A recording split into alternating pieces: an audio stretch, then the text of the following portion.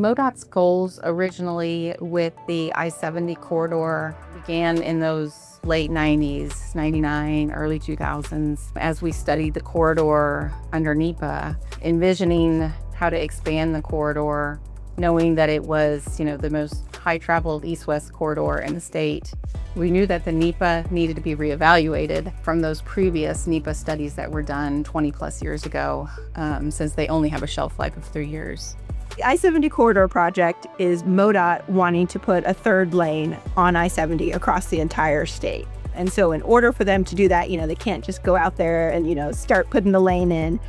They do have to look at what the impact of that third lane would be. For this project, being around 120 miles of NEPA reevaluation is what we did. The NEPA process takes typically 2 years. For this project, though, that we were able to do it in an aggressive 12-month schedule. But the NEPA process takes time. It takes field work. It also takes data collection, and then, of course, documentation and write-up.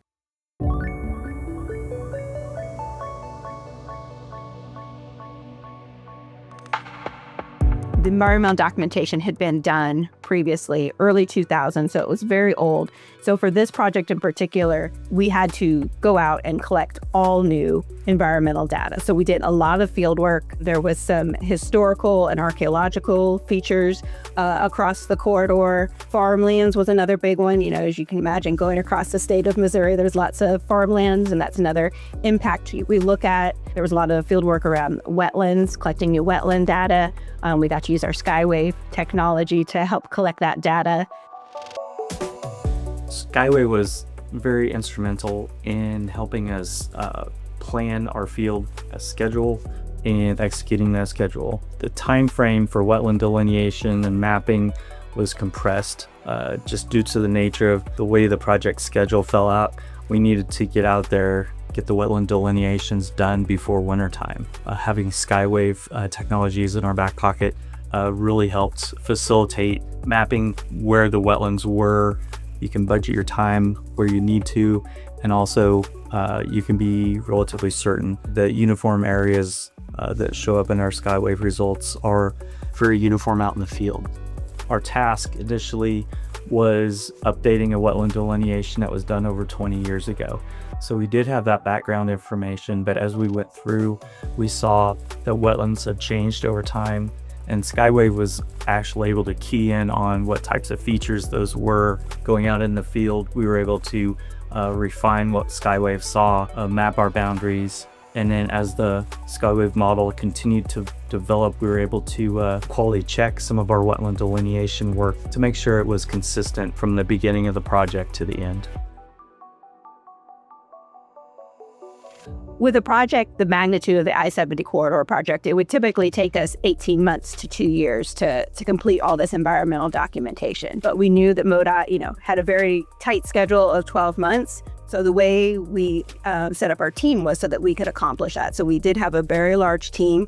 The team overcame schedule challenges by meeting regularly. It was the heavy coordination and communication between the subconsultants in CDM Smith and MoDOT. To help facilitate collaboration for the team, we relied on our project management dashboard, which is a web-based tool that we've created here at CDM Smith. It was a great tool to not only help have access to our subconsultants, to our DOT partners. It was also a data repository for all the information that we gathered throughout the life of the project. So at any time, if we needed a piece of information, the client or ourselves could easily access the dashboard and find that information.